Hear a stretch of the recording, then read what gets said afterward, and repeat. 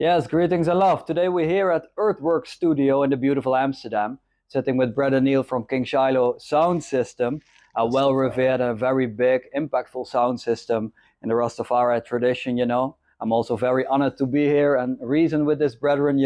Been a long time, so also with Reggae Agenda making this interview possible. Give thanks, give thanks. And in the upcoming time, I don't know how long it will be, depends on what we're going to talk about and reason about. We're going to go a little bit in depth, more insight into King Shiloh, into the why of King Shiloh, the works of King Shiloh, and what is happening all around the world, in Africa, here in Europe, Mexico, I heard, right? Um, yeah, maybe let's dive in first. Brother Neil, can you share a bit, like in a nutshell, for those people who don't know King Shiloh Sound System, what King Shiloh Sound System is, what it represents, and also why is there a King Shiloh Sound System in this time? Yeah. First foremost, greetings in the name of His Imperial Majesty Emperor Haile Selassie, Rastafari, Empress Mena.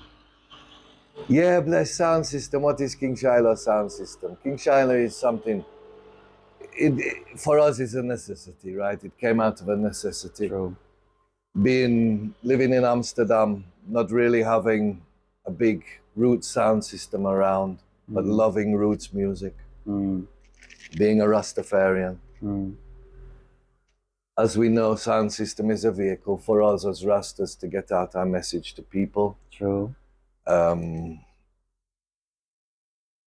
So moving here from England and realizing those things, that Amsterdam was a place that I looked up to always, Okay. It had free ganja, it must have great music. And when I came here, no, the great music didn't really, the ganja was here, yeah, the vibe, nice vibes were here, but the music wasn't really here because it was, dancehall time. There was a couple of dancehall sounds, Shashamani sound. What time period are we talking about? Like 10 years ago, 20 years ago? I don't know. I couldn't say. Yeah, no, 20, 25 years ago at least.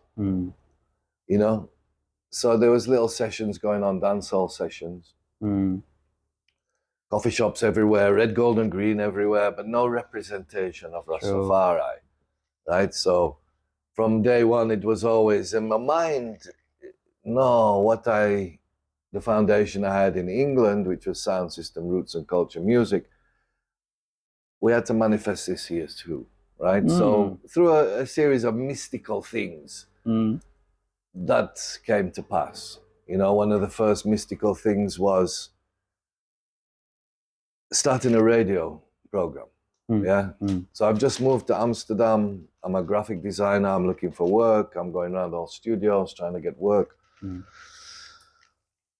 At the same time, I meet a guy on the street, right? Who, funnily enough, I went to art college with in England. And he'd been living here for a few years. He was involved in the squat scene of Amsterdam, right? Which in those days was a massive thing. The squat scene was really running stuff music-wise.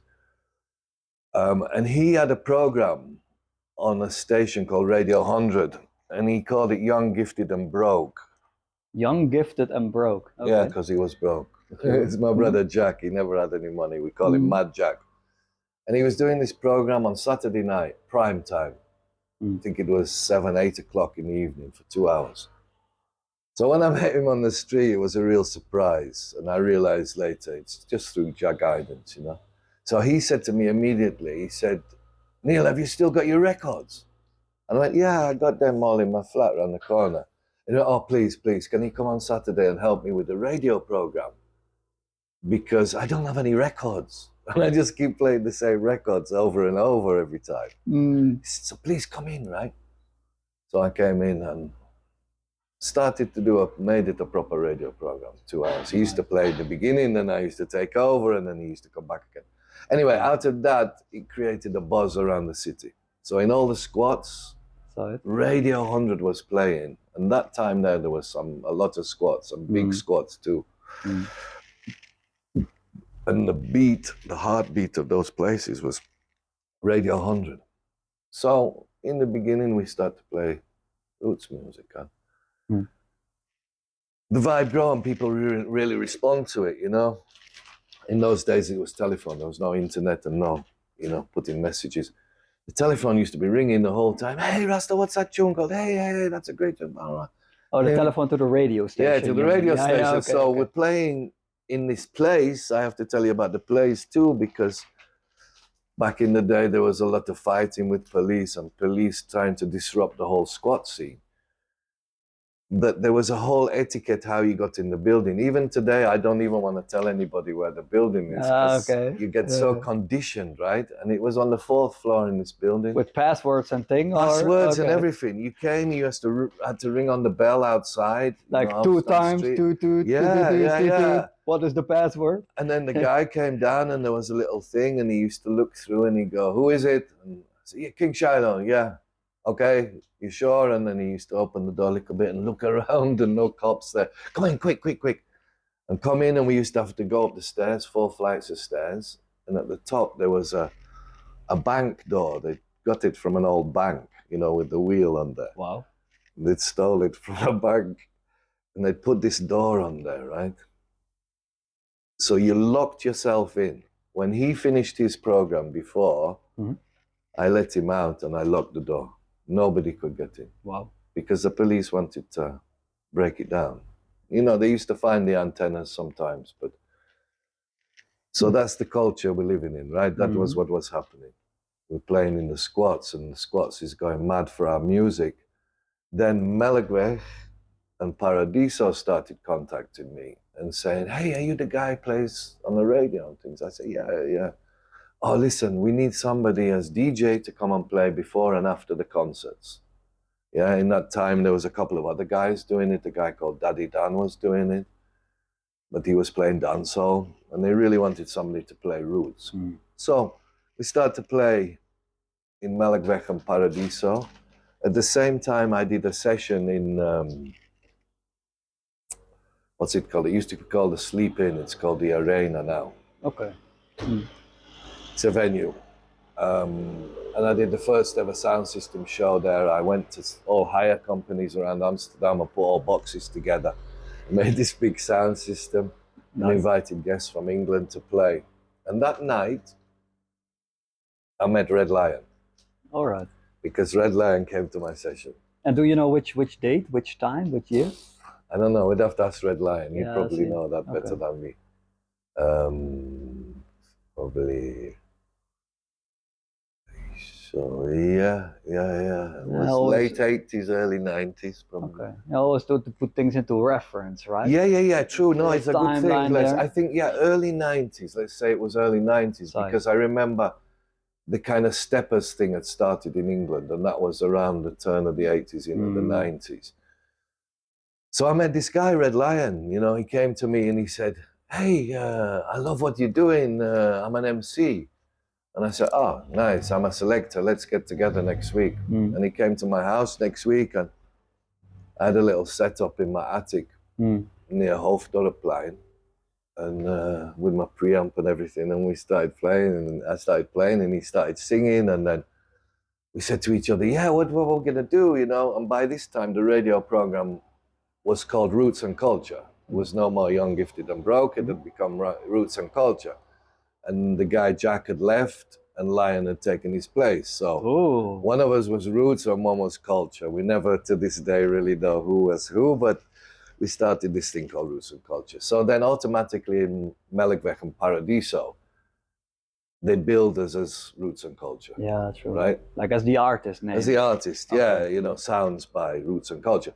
It didn't take very long before me and Lion sit down together and we go, wow, Roots and Culture, it's too common, this name. We need a proper sound system name.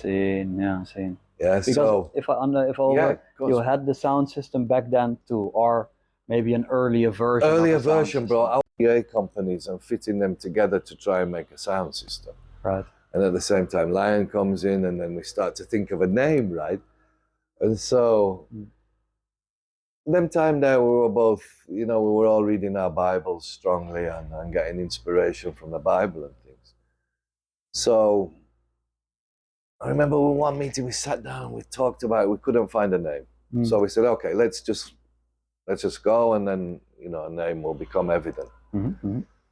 Then it came to the day we were signing the stichting papers, because we realized from early on we have to be a stichting. We can't just get money from Paradiso or Melkweg. They don't pay cash. We have to be something, you know. So we started the non-profit making organization. True, yeah. And we were sitting at the advocate's place to sign the papers. And it came to this thing. It was called Roots and Culture, but it came to this thing at the end that said, what are the goals of this stichting? We looked at each other and we went, yeah, man, to take the music to Ethiopia. Yeah? Yeah. And so the advocate wrote this thing in the papers, in the statuta. Mm-hmm. It's hard to get the order of everything, but almost at the same time, me and Lion found each other. And he said to me, Neil, I've got the name. And I went, yeah, I've got the name too. And we'd both been thinking about it. And so I said to him, what's your name? He said, it begins with an S. I said, yeah, mine begins with an S too.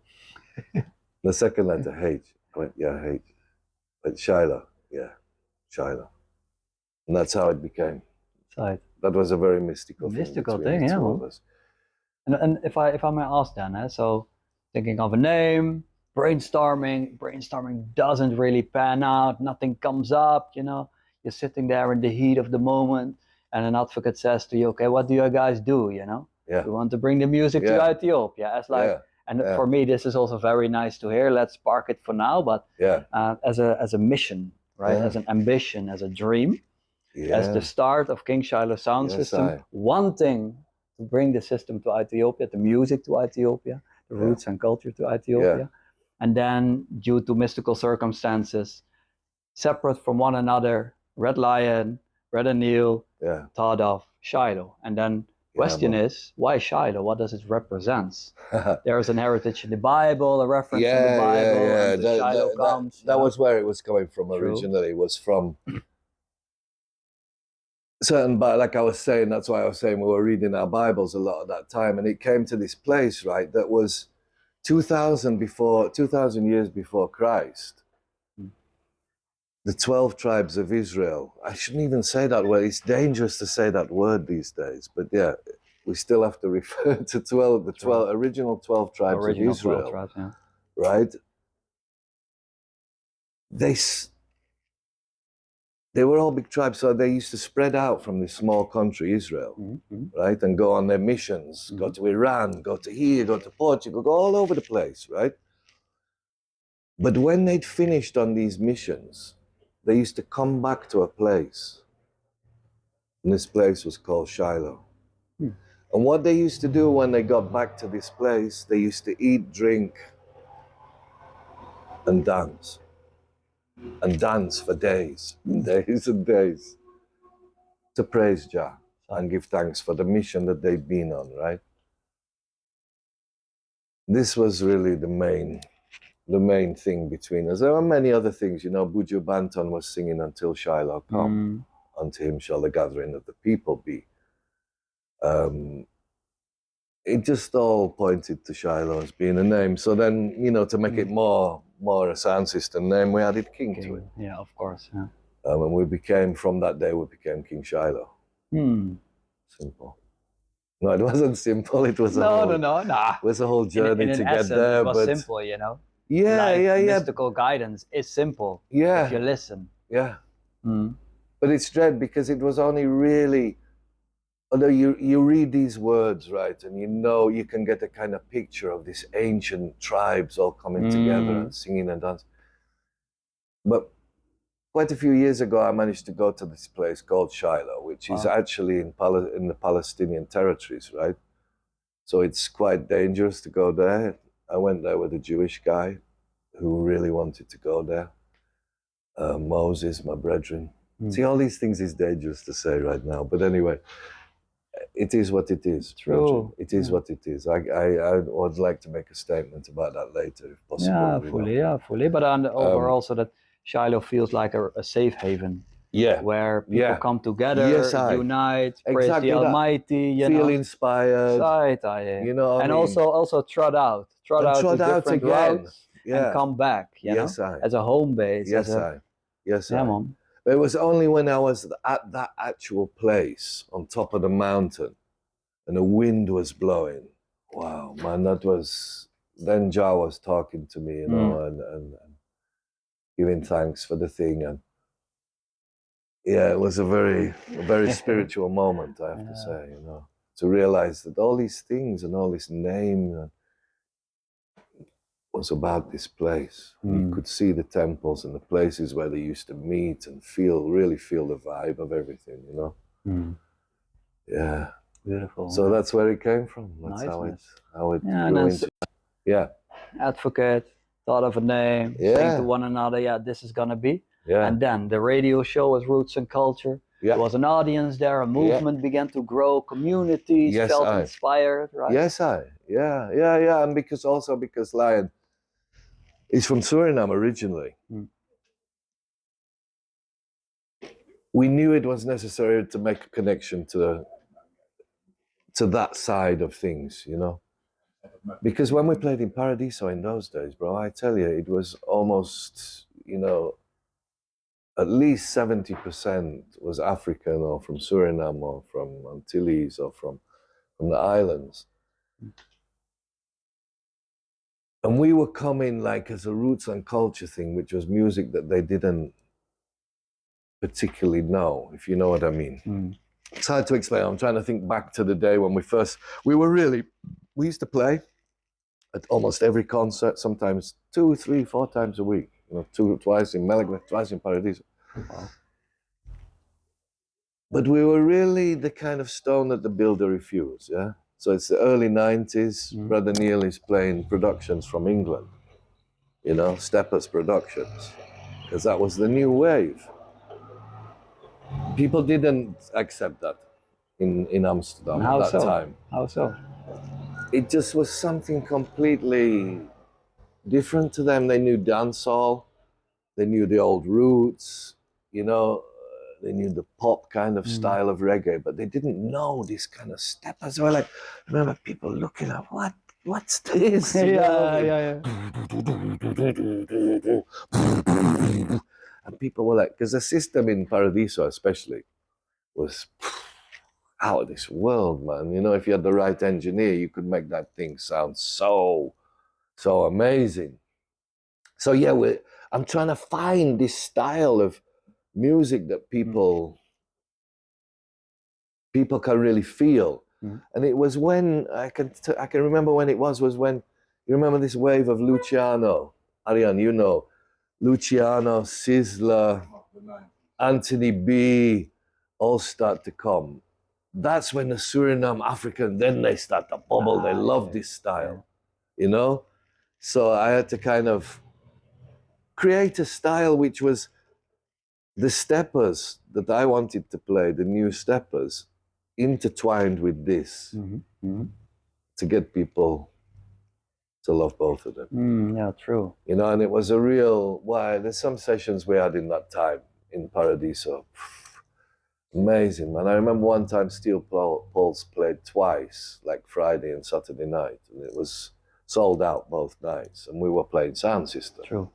Oh, the other thing I have to tell you as well, when we used to play in these places, from day one, I used to take my Tubby's preamp, right? So... Yeah, I was wondering, when does the sound system come and introduce? You see, but right from the beginning, bro. That sound... so I used to take the preamp and I used to go to the technician, this is my mixer. And they used to go, what? What's that? No, you have to go up there. You have to go in the DJ booth up there and play.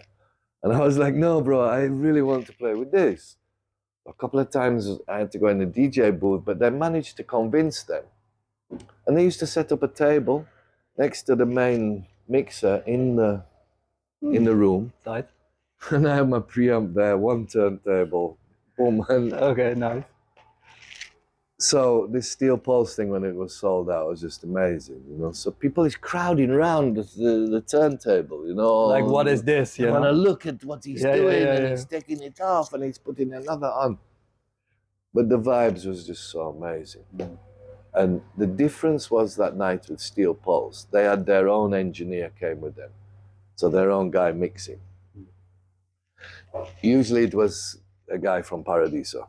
So he's got his instructions, you know, we don't play louder than this, we don't give more bass than this. But this night, the guy from Steel Pulse, because I know him, he just let everything open. And I was playing after the concert, especially on the pre-amp. Oh, there's headroom here, there's headroom here. Bro, there was like, I swear the boxes was like leaving the ground. It was a Martin audio system that was tailor-made. You know, engineers were there for 3 days making this amazing sound in Paradiso. And then suddenly it was like a wild horse and I could just... That was when, but yeah, those memories of playing that. That was really, you know, people say to me, yeah, but where did it, where does it all come from? It was from that period of playing so intensively to big crowds of people. That was it. You know, Lyrica Benji used to come finish his work and run to the food place, get some food, go to the coffee shop, get his ganja, and run to the session. And Brother Neil's already on the preamp playing for people, and then Benji come in, and you know, it was a real good period. Beautiful. A nice melting pot, also, right? It was a proper melting pot. But also, if I might ask, a little side route here. Yeah. As a selector, a job is also one, to entertain the people, but two, to bring a vibe and a connection there in the dance room. Yeah. So my perspective, maybe I'm different than your perspective, but it's like this two-edged sword that you want to entertain and give a good time, positive vibe, but also at the same time creating a space where spiritual meditation, these kind of things can happen, you know? Yeah, and man. Those days, you're already, if I understand it correctly, experiencing that a little bit. Hey, if I play this tune, people moving, but I want to move them a little bit towards the stepper, new style from the UK, fresh, and introduce them to this so that they also You're right, bro. And so you learn a certain skill then as a selector. You also have to be ready, because maybe you play one night at Steel Pulse and then on Tuesday, Melkweg have got Shaggy playing or something. All right. And they want you to play still. Different people coming potentially. So you learn really the trade of being a selector, because for me, I would never be so arrogant to think I can close my eyes and just play my selection. You can't do that. I've never done that. And I'm also glad for that I never got into that groove of sitting at home and writing down tunes and this order of playing them or something. You know what I mean? You have to be totally freestyle. You've got your records. You've chosen your records out of different directions, and you have to knit that together in the session, and it's something spontaneous. And also, it's not me doing it. I don't accept always that it's me. You know, it's not me doing it. It's Jah who's doing it. But I'm making myself open to receive that signal from Jah. You know, sometimes I go for a tune, and I even put it on, and then Jah might say to me, no, not that one. That was the wrong one. And how do you know? I just listen. I just learn to listen, you know, that's all. Yeah. Watching people is so important. You know, some selectors just look at their thing, their machines. No, I really like to look at people and feel what they're feeling, because that's what the dance is. It's a communication between, it's not me dictating to people. No, it's me communicating and they're responding. Right. It's also important that people give something back. Otherwise you feel just like flat. It's not, you know, there's no real reason. There is no connection, no relationship. No relationship. It's like, you know, if you accept that we're here, it's a teaching. You know what I mean? At the end of the day, it's a teaching. Whether you want to take that teaching or not is up to you. You can just take the rhythm if you want the rhythm. But there's a certain teaching there that should never be shoving it in somebody's throat, forcing them. Never, never, never. We've always, you know, we talk about it, me and Lion and Majestic B. We want to open the door a fraction, a little bit. Not that the door's locked, but it's open so that people can go in and look for themselves, you know? Because the journey to Rastafari is a very personal journey. And that's why most of us choose for Rastafari, because we don't want to sit in a congregation of churchical people. No. My communication, I can talk for myself, my communication, my inner communication is direct with the Most High. You know? It's just being receptive to those things and seeing the signs along the way. And then your life is just full of guidance, you know, which is wonderful. Yeah, and that's not to say you don't get trip-ups along the way. No, but they are necessary, those trip-ups, fully. You know what I mean, Bless? You just... And what I also hear, and let's go one step back here. Sorry. What I also hear is you go for a connection, like a relationship, that there is actually no audience because you're included in the audience too, as being one of the individuals in a big bubble. True unity, creating something or remembering something or getting a certain teaching, whatever the perspective is. That also means that you have to keep your ego in check, right? It also means that you have to be humble. If this is my interpretation now, I want to pose it to you. No, you're completely right. Then my question would be, also for those people listening and tuning in, doing selection, including myself, what are the signals? What are the tools? How do you deal with that apart from training yourself and helping yourself to truly tune in and listen to that inner voice, that representation of the Almighty? Well, what helps you to stay humble, to stay in touch with that source, and therefore play sound system? I think ganja really is a big inspiration for me. It makes the connection for me much easier to the Most High. You know, I feel His presence much, you know, His guidance, His presence much better when I've been smoking ganja. Other people don't have that, and I can accept that too. That's cool. But for me, talking about me myself, that's really the connection with the Most High. You know, if before a session, I need to be on the right level. You know, it's very important. And I think all the great selectors in the past, and that's also a point right now. You know, everywhere I go, bro, and I play with other sounds, they're not smoking anymore. But what has replaced the ganja is strong alcohol. I'm sorry, I'm not criticizing anybody. I don't want to criticize, but it's just an observation that I've made through the years.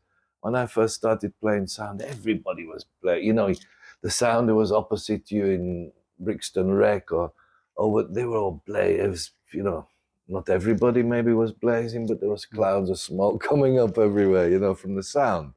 And I always found that before I was a sound man, I loved that. I love to see that, you know, because it's just, I don't know. But now it's disappearing, man. I have to laugh every session or festival I'm at. Oh, they don't smoke, no. You know, that it's become, and what it's indicative is, I'm not saying it's a bad thing. People have the right to choose whatever they want. It's just indicative of how the scene is, how it's changing. And so the emphasis is changing from a situation where in the beginning, everybody was either Rastafari or a sympathizer of Rastafari and the ideas of Rastafari. We're shifting to a thing now. And that's why it's so dangerous. I really think it's a dangerous time we're living in musically, where people are able to forget spirituality in our music. And it becomes almost like rave music, like techno music. Hey, and trust me too, I've had to check myself many times about this, you know? And that's why within Shiloh, you'll see at the moment a shift back to the roots completely. From me, because that's where I came from, bro. That's how I grew up with those tunes. And that's what made me what I am. Not the steppers thing that came later. That was just something else. But what made me as a person and as a Rasta man were those tunes that had serious message within them. Yeah. Tell me a little bit about how would you describe these? I would disrespectfully not say, but like these kind of tunes, this category, this. Yeah. I always lack of words when I try to categorize it, and I know categorizing it is not the way to do it. But in your words, what categorizes those type of tunes, those that music that has that message that you were like, bro, it was just a golden age of reggae. You know, the late 70s. Imagine Kingston at that time, right? Not just Kingston, but all over the island of Jamaica. The vibe, people were growing dreadlocks. There was fight like crazy against Rasta. You know, police were hitting Rastas with sticks, murdering them in places like Pinnacle, you know, the Rasta camp Pinnacle. Just go there and just murder a bunch of people just because they had dreadlocks and because they smoked ganja. Right. And out of that came this incredible music, man. That never, no matter how hard people try, they will never get to that level again, as far as I'm concerned. Yeah, exactly. Because it went so deep and it went so, you know, and that's what attracted me to music. I needed to know who is this guy Rastafari, Haile Selassie? Who is it? I can't, you know, just ignore that when I'm listening to music and my hairs on my arms are standing on end when I listen to it because it's so deep and spiritual. I need to know more about this. True. And that's what it was. But these days I get the idea in dances. I don't know what you think, but because, you know, the sounds are not professing that, then people are not coming back with that. And so will it fizzle out in the end? Will it stop because people stop overstanding that spirituality is important? Yeah, that's a big question. I think it's a rightful one too. And if I think, you know, that there needs to be a level of tribulation to really dive into yourself and to truly grasp that personal self-development. It doesn't come in luxury situations. You know? Sometimes it does because there is this internal fire, this desire, this urge for looking to the Almighty, whatever name or form you choose to be inspired to, right? To focus on. It doesn't matter in reality. There needs to be a level of struggle for you to say, hey, I need something else. I need to go deeper into myself. I think you're right, because you know, like in this time in the 70s with the music, it was definitely a time of struggle. And a lot of unity also because of that struggle. Yeah. Like-minded people coming together to reason. Exactly. Where they saw the pictures of His Majesty in the Howell camp and from the Howell Lights, you know. So that's a true in-group movement that really went to the heart of it and really wanted to know and understand. You know? And really created a group into itself which resisted against normal society. And nowadays, all of us have one foot in normal society because we have the illusion that we need money to get a house and this and that, blah, blah, blah. And the other side, oh, but I'm a spiritual person too. And sometimes there is this division, whether in reality there is no division. But that's why we're encouraging this side of the story. Side-eye. You get me? That we know times are different now. People have different struggles than back in the day, you know, in the 70s and 80s and things. It's a different struggle, but people are still struggling. I mean, look at this thing, COVID, that we just went through. Wow, that was like, for younger people, you know, we older ones maybe, you know, could cite it better, but the younger ones, a lot of people is suffering with trauma and stress still from that period, you know, so people, that's why Healing of the Nations, the radio program came about, was to help people get over this massive impact on their life. This massive negative impact on their life, you know, and try and give them at least once a week something positive that they could hold on to and you know, and that really is also another thing that was so important for us. It was very natural to do that. yeah, being music makers, music players. In times of desperation and times of tribulation, we must play music to uplift people, right? So now you can look at our scene everywhere and you can see who had that attitude and who didn't have that attitude from that period. And it can tell you a lot about things. Yeah, truly. It can tell you a lot of things, you know. Yeah, something that's natural to one is a hindrance to another, Yeah, you know. but it's also a sharpening, meaning that what you said earlier, advocate office, we're going to bring the music to Ethiopia. You've got a mission there, an intention there. Yes, you're not there to make money. You're not there with a commercial benefit. Hey, we want to get rich off this sound system, and we're gonna sold out a lot of shows, and we're gonna play the big festivals, blah, you know. Yeah, no, so, it wasn't that. And what I hear continuously is that you keep your intention pure, saying, hey, why are we doing this? You know, is it because this? Because I can also understand that there were temptations sometimes. Of course, there's many temptations necessary along the way. But this pure thing was being kept. Yeah, bless. And that pure thing was also the thing. Me, myself, and a lot of brothers and sisters in Holland and out of Holland also really benefited from the positivity that came out of the Healing of the Nations radio show every week. Thanks. You know, give thanks, man. It's good to hear always. You know, it's like everywhere I go, people are giving thanks for Healing of the Nations. Yeah, man. And even, you know, a lot of people, it shocks me still. Some people say, you saved my life, Shiloh, during COVID. And I'm like, well, it makes me think, you know, because something that became natural to us. I just phoned Matthew up straight away. I mean, I don't know if you know that story, how we actually started Healing of the Nations. No? We are all ears here. Okay, it's very simple, bro. We were due to play on Friday in Milano, right, at the festival organized. Dread Lion had invited us to go to Milano to play. Actually, Bergamo. So, on a Tuesday already, Wednesday, I think it was, I get the truck, the hire truck, to load in the boxes to start driving down to Italy. That night, my telephone went and it was Fabri from Dread Lion, and he said, Shiloh, man.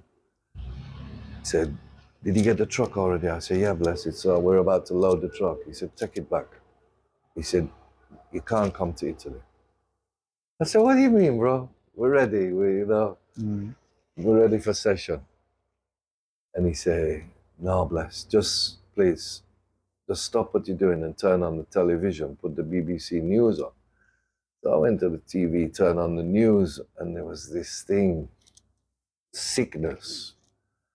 And it's already been going on in China, but the first person coming to Europe was in where? In Bergamo, of all places. So the organizers of the festival just shut it down straight. Boom. We can't have it. So, in the aftermath of that, I'm sitting there, I think I was with Matty, and I said, you know, Matty, I feel so bad for the people, you know, they pay their money to get a ticket to go to the festival. Now they can't see us, man. Let's do something on this new thing, because it already started, live stream. Let's do something on live stream, you know? So we said, yeah, it's got to be the live stream.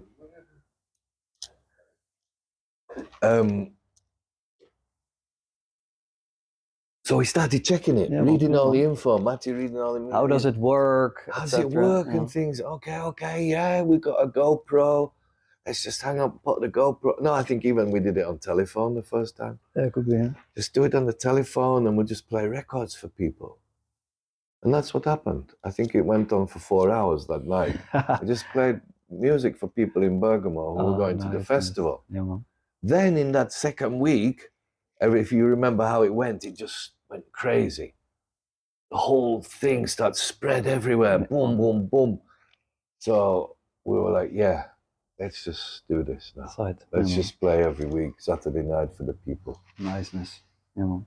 And even when we were locked down, you remember that period we had to be home at a certain time and all this business. We were breaking the curfew to go to the studio to do this. No, actually, it was when we finished, then was exactly when the curfew finished. So driving home, we were outside of the curfew and police were stopping us and all kind of things. What are you doing?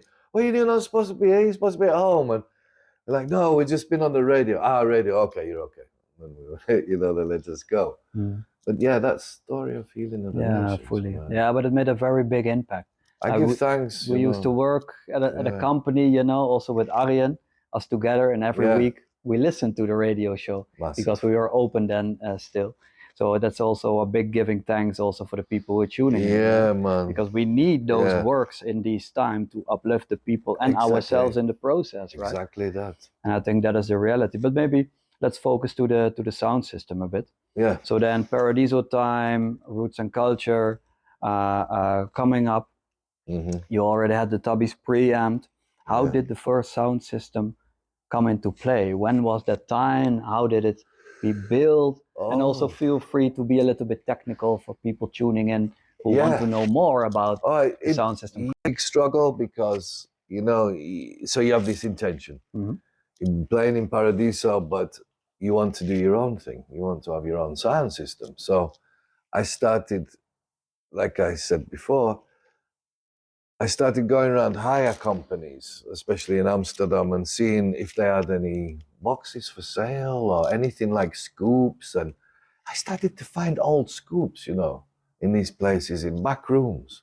Like they were like, oh, do you want those? Yeah, you can have them for, little price. So I started build this sound, and then I have to find a place to play, How do you do that? I don't know. In the end, I think, I don't know, we need Majestic B here because he remembers more dates and things. But I think the first session was in a place called Badhuis at the Albert Kuip in Amsterdam. It was like an old bathhouse. And I remember the floor was like tiles. Wow. So the sound, it was horrible for the sound. Yeah, man. You need wood or something that's more, gives more. This was just like, sound was flashing off it everywhere. And we played the first session. We played a series of sessions in the Badhuis. We also played in a place called Rotterdam. More in town. Must be a magical thing also, right? To play, to have this ambition, this intention, and then it comes to fruition and it manifests itself. It was really, and that's how that's why I always say it's just through the guidance of Jah. It's just Jah leading the way and us following. So we start doing these sessions with Lego style boxes. And it's only when it starts, after a couple of months, then you start to say, no, I want to make my own boxes. I want to start. We were very traditional, bless, and we're still very traditional. How the guys did it back in the day, Shaka used to do it, and those kind of people, Coxon, it's the same way we wanted to do it. We didn't want to deviate from that path and buy PA boxes. I remember there was a company called Nederland Muziek, and I used to go and see them. Why? Because they had all these old boxes that they used to sell, So I used to go up there. They were in Almere in that time, and check them and buy things off them, but not like state-of-the-art PA boxes, but PA boxes from 10 years ago that were more like scoops and things. So, and it was only then we started doing sessions and we started to persuade Paradiso or Melkweg that we could take our own boxes in there. That must be also very nice reasonings, right? Saying, hey, we played it for about a year. You got your nice setup here. It costs a lot of money, but that was just so funny, man, because these guys, they're like the top technicians in Holland who work there. And we come with this piece of beep and start to put it all together. And with this preamp, they were always fascinated with the preamp. They really didn't like that machine at all. Every technician was like, no, take that away. It's horrible. It's a horrible thing. And it took me many, many years to agree with them. There you go, something else controversial. to agree with them about preamps. That from their technical point of view, no, it just can't work. It's just too radically equalized. It can't work in their situation. You get me? And that's what I realized myself too. But yeah, so I used to go in there and they used to laugh at us, man. Laugh and laugh, the technicians. Like, what's this? Man? Yeah, they had yeah. the state-of-the-art Martin audio system, you know. Yeah, but it was also very new in those times. It was right? new. But, you know, gradually, they used to all get interested in it. And they were all like, oh, yeah. Oh, okay, Oh, yeah, you've got that amplifier now. Because all the time I was changing, you know. We were upgrading equipment. upgrading all the time because I wanted desperately to get to that, you know, level. And if I may ask, because of course building boxes, you can't, of course you can, but there are certain plans, certain dimensions for the speakers, for the scoops. You need certain plans and designs for it. How did you come into that knowledge? How did you receive that knowledge? Because it was not the times of the internet where you can Google, get me speaker plans of this and this type, and blah, blah, blah. True. I think you know, we're already now moving into a different time when the internet had started. And there used to be two guys, right? I have to call their names because they were very important in Shiloh history. There's a guy called Roderick. This is the first one. We'll get to the other one later. Roderick. Yeah, and he was a guy who we used to call them the bass heads because they used to come to our sessions and they used to put their head inside the scoop. Okay. They were so drunk and whatever that we used to love them, the bass heads. Put their head in that thing. So, but anyway, it turned out that this guy was a very intelligent guy. He lived on Prinsengracht. He had a big house on Prinsengracht. And he worked together with this other guy. I've just lost his name for a minute. It's terrible. But he was a high-ranking school teacher, almost a professor with physics. Oh, wow. So they came to me one day and they said, look, Shiloh, all this jigsaw of boxes, let's build a UK sound system. Wow. And I went, I'd love to, bro, but I don't really have, you know, finance to do that or anything. To build all, to get all the wood, all the material. No, we'll provide that. We'll provide the finance. This is something that's never been on interview before, by the way, and they probably don't like me for saying it because they always wanted to remain anonymous. But it's many years later, and I have to say I'm so thankful because without this, you know, it's all along the journey you get helping hands, and it's so important. But this one was really the first major one, so they came with this funny design for a W bin, it's called. Okay. And it was designed by the guy, the high-ranking guy, together with a specialist box builder in Holland, and they say, you want the best bass, it comes out of this. And I said, no, I want scoops. And they're like, no, scoops are not nasty things, they're not good. We need the W bin. So we built 4 or 6 of this. I thought there was one here still, but anyway. Big things. We used to stand them up. There's old pictures of it still. But like really like on wheels, like this dimensional. Big, tall things, but thin. You know, that was their design. And we went with that design and they built them. And I built some mids and tops and things. And then already, I think, we were inviting people like Jashaka, Channel 1, Iration Steppers, and they were playing on this sound. So we got recognized of being a proper sound, who had proper boxes, right? So then we got invited to play at University of Dube in England. And that was really the first major thing that happened, you know. Because I'd been to the University of Dube and I'd seen it and I was like, this is just mad, bro. The sound levels were just mad. You couldn't hear yourself think. Your chest was from the mid bass, and everything was so radical, you know. I'd been to see Steppers and everybody playing there, you know. Abashanti was a resident, and then suddenly we're invited to play there. Wow! Boom! So then it started. Then you need 12 scoops to play there. You can't come with 6 scoops, No, 8 no, no. scoops. You need the 12, otherwise they're gonna kill you. So we started building scoops. And again, it was from these 2 guys. They developed a plan, and it was a bit based on a super scooper, but not in the end. And they had all computer programs measuring this, measuring that. Wow. And they came with this idea about the speakers. And they said, yeah, you need these speakers. And they showed me a picture of them, and I started to research it.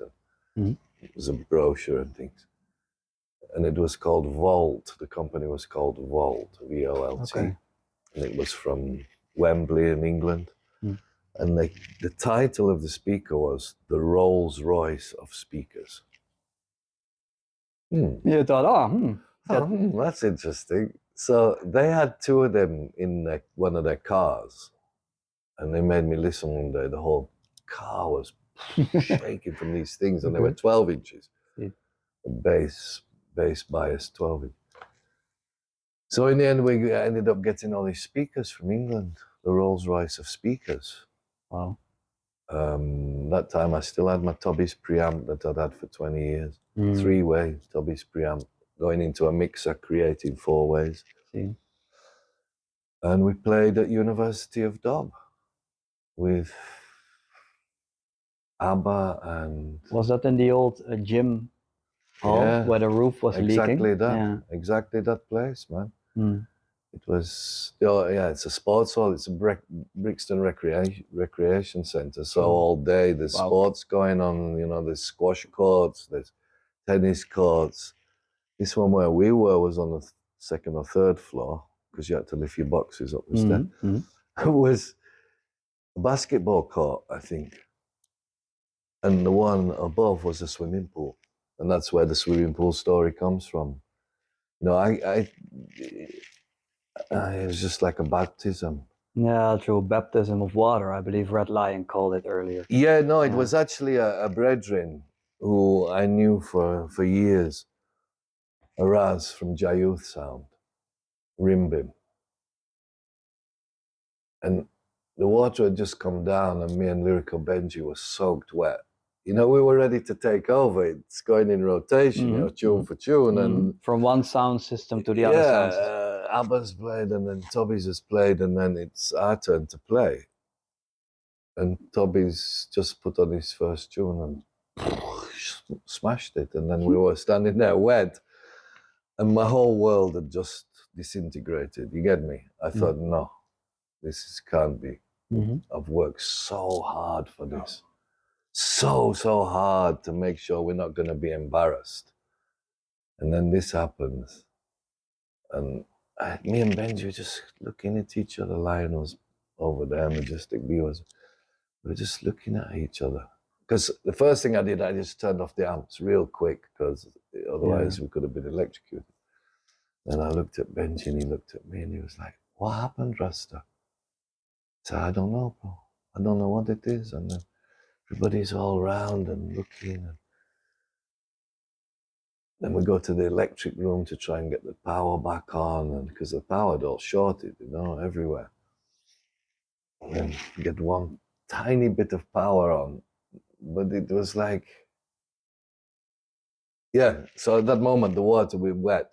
Rimbim just came, and he stood next to me, and he just went, "Shiloh, it is a blessing from Jah."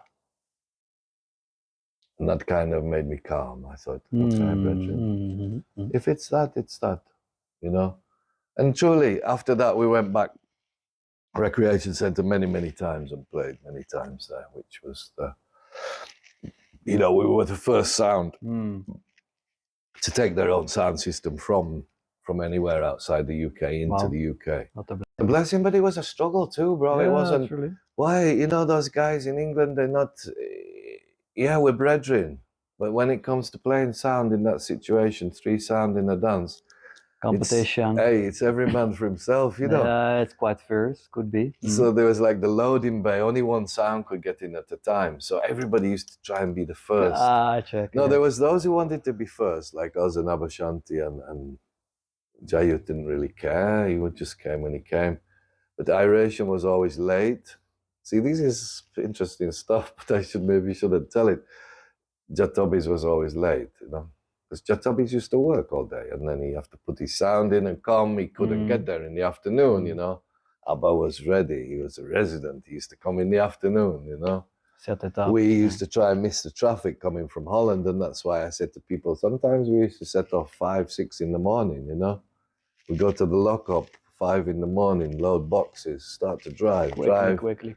7, 8 hours later, we get to Brixton. Traffic, like crazy, you know, getting to the venue and then fighting about the loading bay and yeah, and then you know they behave, the kind of way that they play.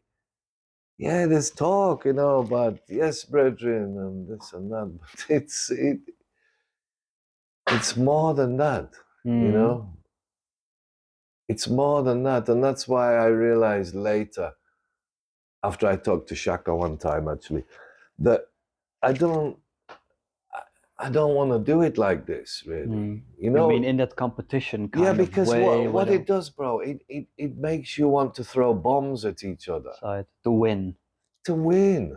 We all have that nature within us, of course. We're human beings, you know, we have a certain, not really to win, but to be the, you know, to feel like, I'm the best out of it. I'm better. I don't know.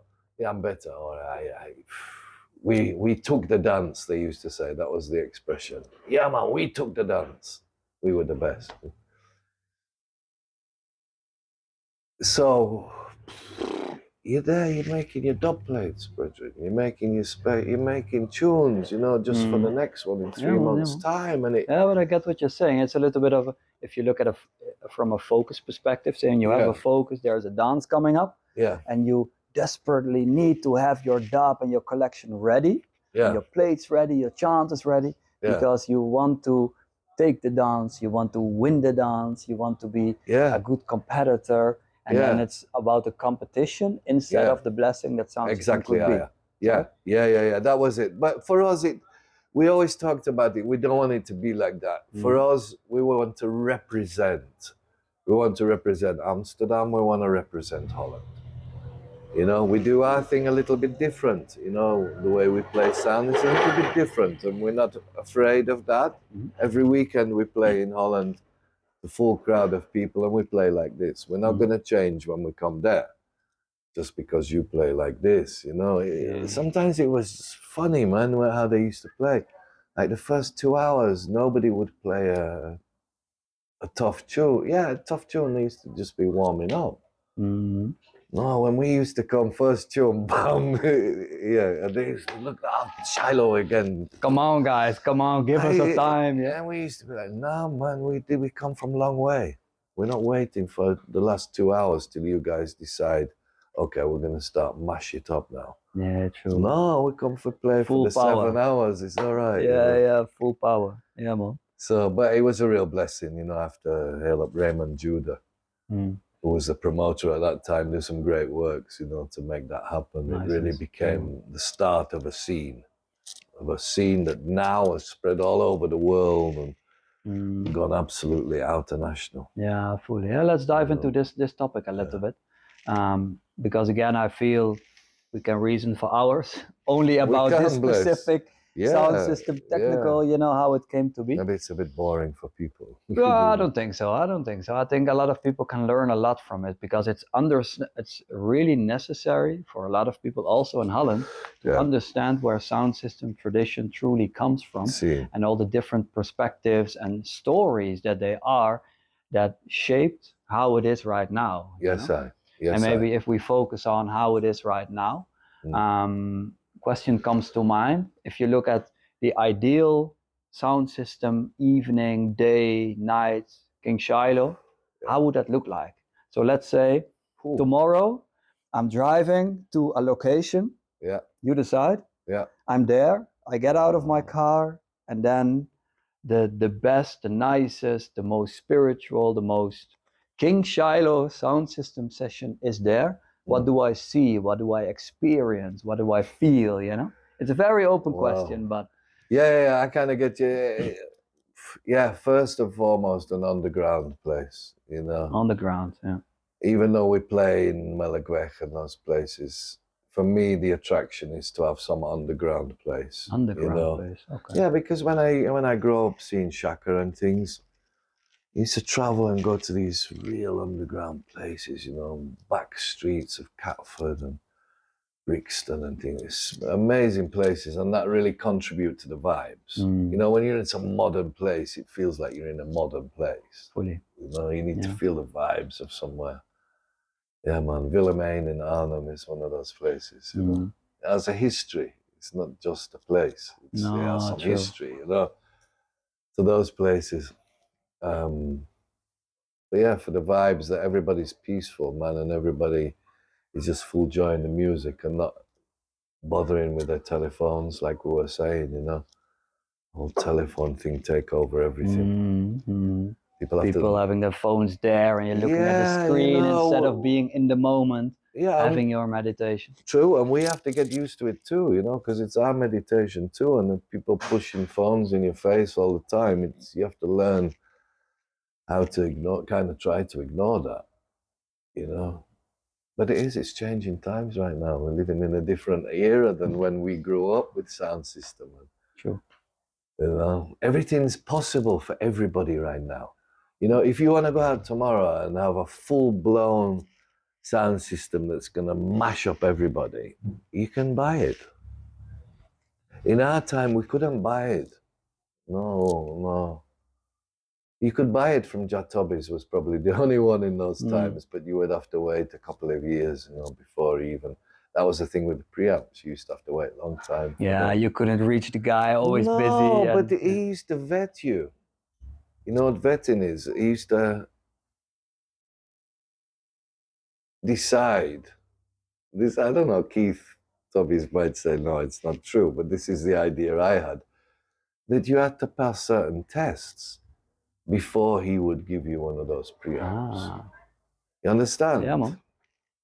He's checking your credentials. He's checking who you are, you know? And so, if I'd been with Errol Bellet or someone, and Errol go back to him and say, yeah, Tobbs, Shiloh, I'm all right. Then he would make me that and then machine. You got the verification. You get me? Yeah, man. And that's really how it, you know, in the past it was cloak and dagger things. You couldn't know what the amplifiers were that people were using. You couldn't know what the speakers were. That was absolute taboo. Nobody is going to tell you that, ever. You know, they used to scratch off the names of amps. They used to do all kinds of stuff, you know. And now, no, everybody knows what it is. It's power soft and it's, you know. Yeah, but also, if I understand you correctly, it also takes the charm away a little bit. Of course it does, bro. I hate to see it, me. It's an individual thing, like I said at the beginning. Sound system is about individuality. So express yourself and make the sound system that you want, that's good for you, for the requirements you have. Don't go online and buy one of these tailor-made things. Oh, I don't like it, bro. I'm sorry, I have to express myself about it. You know? Good or bad, you have to stand by your own sound and your own work that you've done. And of course, you have to start somewhere to build a reference. Of course. But it's about the adventure. And then we're circling back again to what we earlier reasoned about, the intention you have for a sound system.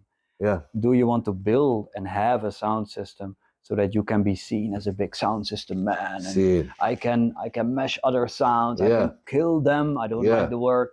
I can take the dance and look at me. Or do you want to build a sound system to spread some kind of message, to give somebody some kind of feeling, or to inspire yourself? And those are two different. And then we're not even talking about the commercial intention for a sound system. No, you're completely right. And the split between those two different options is about 90%, 10%. And that's happened because of what's happening every weekend. You know, that sound system is now being put on stage. It's been presented to a much bigger audience of people. Okay, I spent half of my sound system life trying to think, how can we make this bigger? How can we do that, but still remaining within certain constrictions? You know what I realized in the end? Mm. Many are called and few are chosen. So sound system is not for everybody. It really is not for everybody. There's a certain section of people who think like we think. So why should we spend our time trying to make it as big as possible by becoming commercial, kind of circus act, you know? Yeah, true. I don't want to be a circus act. No, I think that the thing, if you look at the 90-10 division, yeah, the 90% acts also as a mirror for you to really check, is this something I want to do? Yeah, But maybe man. circling a Yeah. little bit forward Yeah. to the current surround sound King Shiloh Sound System. What is the reasoning behind it, right? Why the round sound system? Why not a normal square boxed 12 scoop system? Because I wanted to make a sound system that was distortion free. Yeah. That was the first thing. The second thing is I wanted to make a sound system where everybody in the dance, no matter which corner of the dance you heard the sound as good as a person who was close to that. Sure. Because if you place normal positioning, then where you stand affects what you hear. Exactly, bro. And I'm an analyst. You know, if I go to dances, I listen. That's why I don't go to dances anymore, because I don't like what I hear. But what you have with a mono sound system is you have channels of sound. So if this is your stack of boxes here, it's playing so intense, loud in that channel. But if you take 2 meters step back that way, you're like, hey, what's happened? Where's the sound gone? That was one of my first analyses. What it's called. I don't want to. So what they do is, what you do is, me too, with the mono sound, you position your 3 stacks in a way to try and cover all of the room, but you can't do it. No. It's not possible. But when you curve your boxes, it's like this. You've got a much bigger spread. So when you look at it, you can overlap all the sound, and you know every person. They can't escape the sound. But that's the other thing, because in that intense mono thing, it's so loud that it's unpleasant for some people, and some people love it. But by doing this surround sound, everybody's getting good sound, but equally, I'm not. Yeah, side. I over. Yeah. And that's what it was about, really. You know, but also by making the speakers trapezoid, it's called. Yeah, if they're not square, they're trapezoid. By doing that, you're cutting down on some very important things, yeah? There's a thing called standing waves. It's for technical people. Standing waves are created where sound hits a point of axis, right? So if your boxes are built like this internally, when the sound comes, a certain amount of that sound gets trapped in that area there. True. Doesn't flow out. No, and it keeps circling round, and that is a kind of distortion. Yeah, right? Because it's wave upon wave upon wave upon wave. Yeah. So the other thing we noticed from a scoop is that, so you've got your speaker, and every time the beat plays, it moves. So it's moving like that. What happens with that sound is it's pushing it against the panel. We call it the backboard. After the backboard, it jumps over the thing and goes through the channel. So the speaker's going doof, doof, doof, doof, doof, doof, doof, against this backboard's like this. Doof, doof, doof. And the sound is eventually going through there. But before it goes through there, it's everything's scrambled up in there until it pushes it through. I just couldn't deal with it anymore after years of listening to bass. I think back to when on Paradiso and seeing Robbie Shakespeare playing his bass and hearing what come out of the speakers was bass. or whatever. A clean bass without any overdrive or distortion. And when we were playing at University of Dube, it was like everything was just going like there's no sense in it no more, man. It's just chaos. Because then you're hitting the volumes where it starts to distort, or when it is noticeable. But you know what it is? People actually love that. When you talk to people, people love those moments. But it's distortion, and it's not good. No, I don't see it as a good thing anymore, and I want to avoid distortion. So yeah, that's why these boxes were built in cooperation with somebody who I have a lot of respect for, which is Noise Control Audio, Steve. And he has a box designer from New Zealand called Ray. And I spent some time with Steve, right? Because coming from the sound system world, he was at the top of the audio world, right, in London. London is the top of the audio in the world still, right? So talking to this man is like an honor, but he's a brethren too. So I said, why, Steve, I need the ultimate bass box. You know, I'm tired with scoops. And he said to me, yeah, come. And we look at some of his, and he had a box with 4 12-inch in there, vented box. And the sound pressure coming out of that thing was incredible, right? But I just couldn't go with that. I said, no, Steve, it has to be more scoop, you know? Because the roll, what it's called is the roll-off, the way the sound rolls off. Those new boxes that everybody's using, those 21-inch, don't have no roll-off, bro. I played on some last week. I don't like them. I want the roll-off. I want the proper bass sound. Creates a little bit of a rumbling. I don't know. I don't get them. But anyway, what was I saying? Lost it now. Yeah, no problem. Yeah. But not really. So then I took that design. I went home to Holland. I came back to Holland and I started drawing it myself, you know, my graphic history and things. And so I drew my version of it and I bounced it back to Ray, and Ray bounced it back, and I bounced it back again, and we get to the design that we've got now, right? That's how that happened. The only other interesting thing to say about it was, because of all the angles of the wood, it's hard to make. It takes a long time to make one of them. So Steve said, we're going to have to make them on the CNC cutter, which is a computer thing. You put all the thing in and it cuts all the wood, but you still have to assemble it. He said, yeah, and there's a problem with that because there's certain costs. It's going to take so much setting up that you're going to have to order 24 of the boxes. I said, Steve, man, I haven't even heard, nobody's ever even heard one of these boxes. We're just scribbling on paper. And now you want me to? And now you want me to do 24? He said, yeah, Dred, that's just the way it is.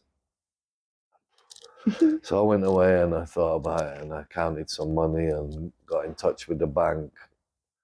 And I was just so excited, bro. I could feel it, you know. Ja was saying to me, go on, Dred, do it, man, do it. Don't be, you've never been like everybody else. You've never been copier. You've always been initiator. Do it. So I did it and I phoned up Steve. I said, go on.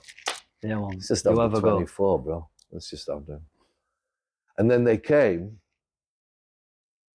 And at the same time, I started thinking about the mids and tops to build them in the same way. So I built all the mids and tops with the crew. And we got the 24 box. And one day we were doing a photo shoot. And I just saw it in the vision, put them in a circle. Nobody ever said before that, not Ray, not Steve, not me, nobody. We never said put them in a circle. And it was only that day we were taking pictures, we thought, let's put them in a circle. And it was 16 box, so we were thinking quickly. It wasn't Matty, it was the other Polish guy, Wojtek. Me and him used to do everything with the sound. And we go, okay, let's do it. 2 left channel, 2 right, 2 left, 2 right, 2 left, 2 right, to make it stereo. Yeah, man.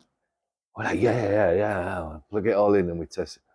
we were both crying tears when we listened to it. We would start walking around. Walking around, yeah. And we're like, no, we're hugging each other. No, listen to it, man. Listen, it's just something revolutionary. This is something totally out of any other conception, right? So we did that test and we took the photos and were thinking about it. But then we started to realize it only worked because it was outside. No bounce back. No, your reflection. sound is just going out, out, and it was incredible. If we'd have done it inside, you would just get, like you said, bounce back off all the walls. You cannot control what happens where. You couldn't, no, not even with the best processors, you couldn't get it to sound right. So we never did that. But at the same time, we do the reverse of a circle, which is then each corner with 4 stacks.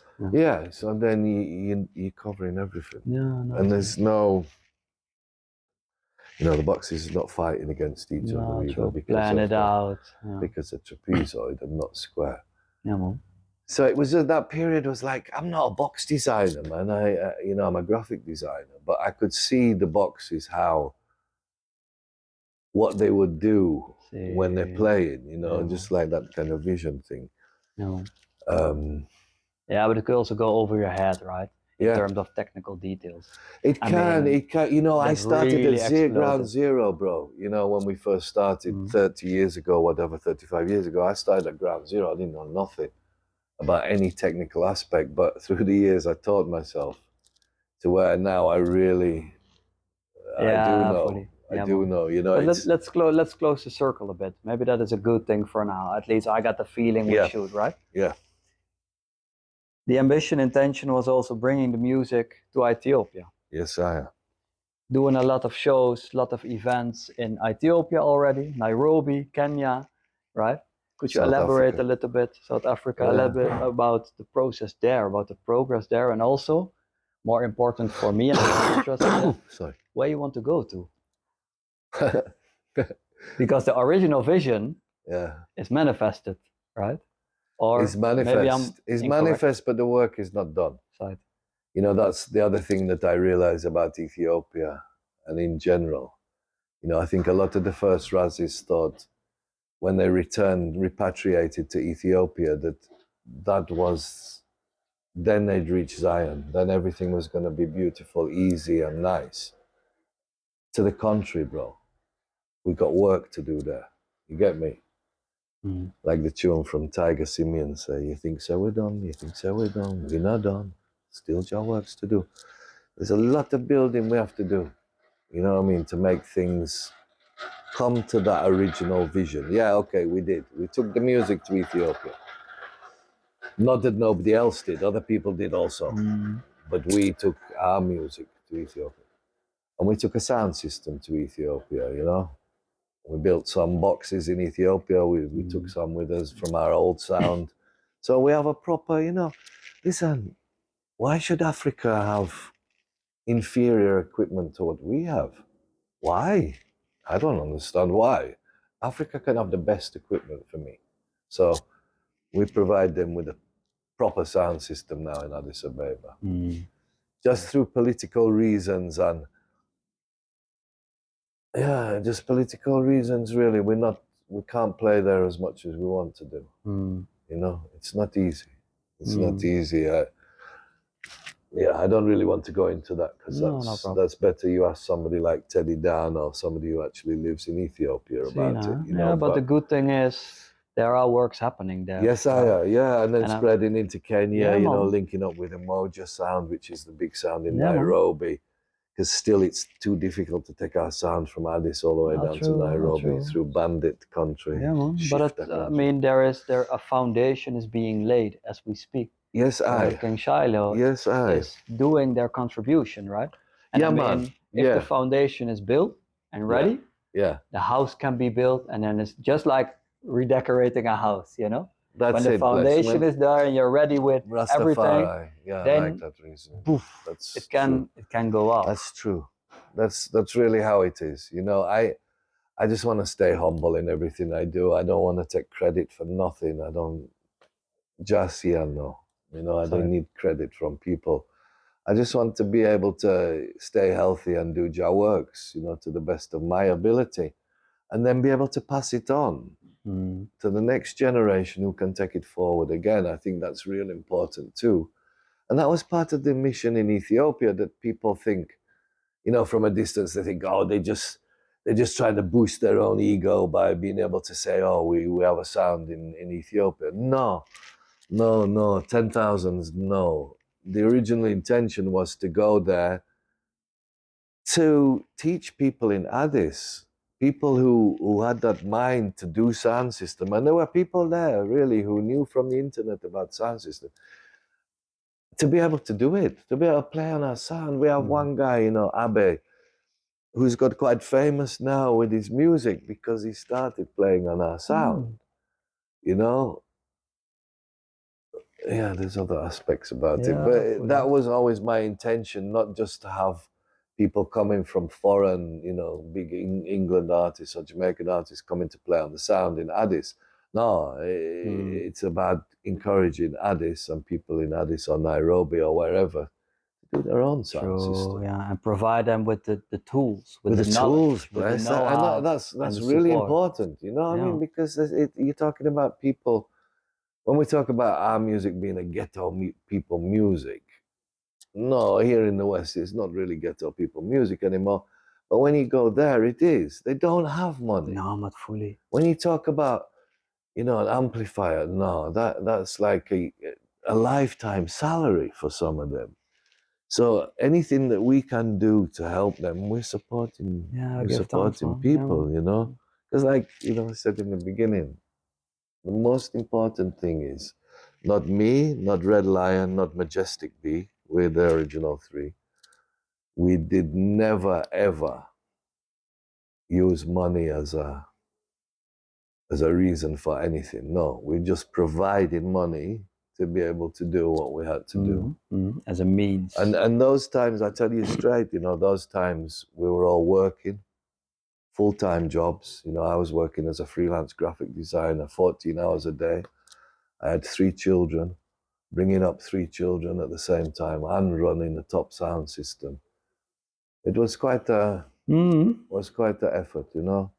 And Lion the same, and Billy, you know, Majestic B the same. We all went through that intense. But that is what made us what we are now, I suppose, you know, and makes it able for us to do these works in Africa. Because for me, it's just a second nature. It isn't anything special. You get me? But I know for other people, it's such a big step. Like, oh, how can you go to Africa? What's the food like? Is it hot? You know, people ask me stupid stuff. I don't even think that, bro. It's just part of the mission. You get me? So when we went to Kibera, the biggest ghetto in Nairobi, and we talked to the Rasta community there, I just cry, you know, inside for these people. And I said, no, what can I do? And I said to Jade and the brother, what can we do for you? And he said, come and do a session for the people here. So I said, all right, let's do a session for the people. So we do that without no cost to anybody. The community come and do, you know, everybody knows we were there. And it's not even a charity work. It's just a natural thing to do, man. Exactly, if we can generate money for other people, then let's do that. Yeah, it just flows that way. Without thinking of, oh, I need to do something for somebody else. Within most of the times, it's also like doing it actually for yourself or some part of yourself that wants to be seen. Yeah. Right? No, because you know, Jai is gonna bless you 10 million times for that. Yeah, man. Yeah, really. Yeah, man. Live clean and be the Irene. Nice, yeah, man.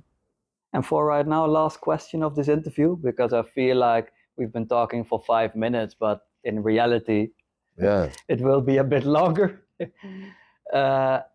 Near future, what are the things that are on your mind? What are the things that you are working on? What are the things that you want to share with people tuning in, listening, like in a year or 2 years from now? What are the main focus points? Yeah, I mean, there's 2 different things, I suppose. Africa is just on my mind. You know, I want to make sure that Addis Dub Club gets even better established than it is. And the Nairobi Dub Club, same way, that we really have something very strong there that people can go to regularly. South Africa, I'm going to South Africa in November again. I just have to tell you, that was one of my best experiences ever in my life, you know.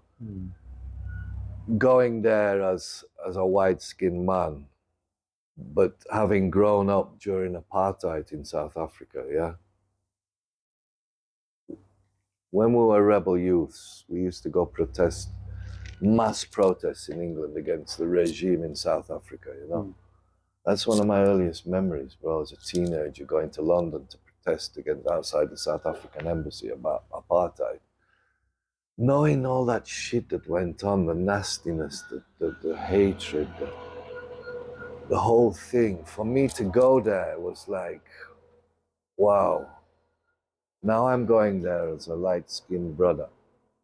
What's it gonna be like? The people still hold that hatred that they must have had, intense hatred for the South African regime. And you know what?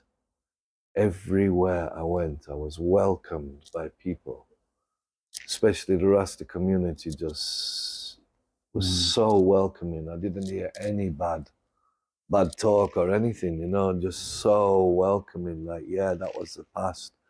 We're part of a new future, you know. So South Africa, really, we're going to be doing a longer tour this time. I only played in Soweto last time. But I had a chance to see these places, you know what I mean, Joburg and Cape Town. Nice. So go and visit the old Razzies.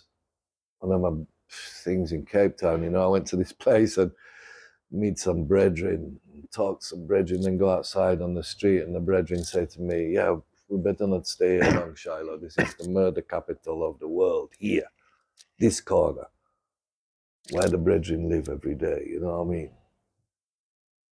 Just such powerful, and then meeting the old Razzies and sitting down with them, and they saying, you know, Shiloh, we used to play through apartheid, and they used to come with a stick and beat us and burn our boxes. You know, and then suddenly I'm there, playing at this festival in Soweto, and all the Rastas is just coming around me and hugging me, and wow, it's just so emotional. Fully. I just praying for that too, that people, you know, abandon that old idea that there is difference between black and white, yellow and green.